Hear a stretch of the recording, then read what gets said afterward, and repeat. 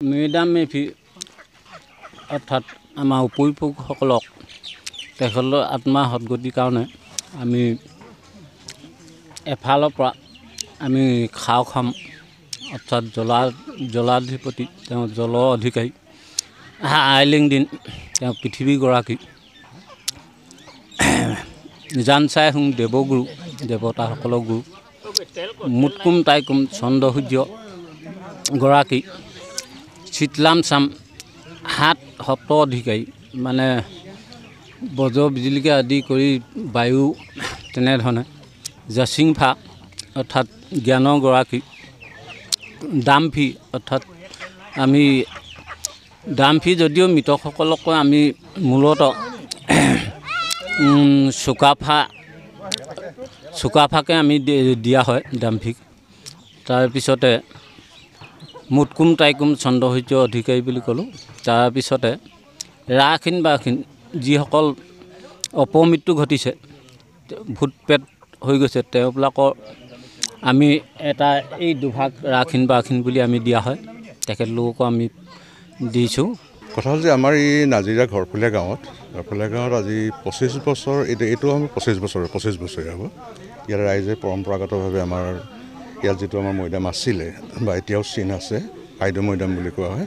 সেই আইদেউ মৈদামত ইয়াত প্ৰত্যেক বছৰ অন্য বছৰৰ দৰে ইয়াত মেডাম মেফি উৎসৱটো পূজাটো পালন কৰা হয়।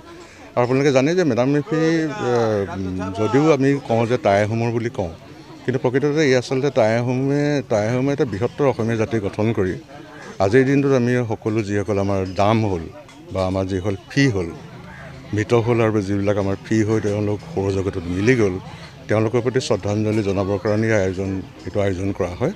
আৰু এই অনুষ্ঠানটোৰ যোগেদি আচলতে সকলো জনগোষ্ঠীৰ ব্যক্তিকে সকলো দাম আৰু ফিসকলক শ্ৰদ্ধা জনোৱা হয়।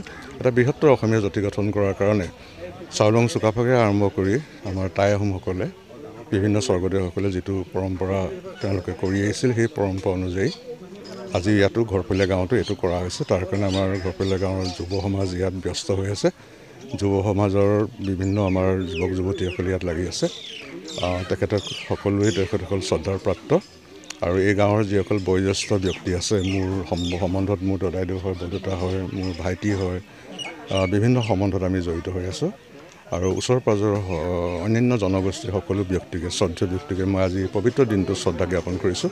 আৰু এইবাৰ মই জনাত এইবাৰ প্ৰথম আমি এইবাৰ মলুংসকলক আনি আমি ইয়াত আজি মেডাম মেফিৰ আয়োজন কৰা হৈছে। গতিকে মই ঠাউকতে আমাৰ মলুংসকলকো যিসকল মলুং ইয়াত আহিছে প্ৰতিজনকে মই আন্তৰিক ধন্যবাদ জ্ঞাপন কৰিছোঁ।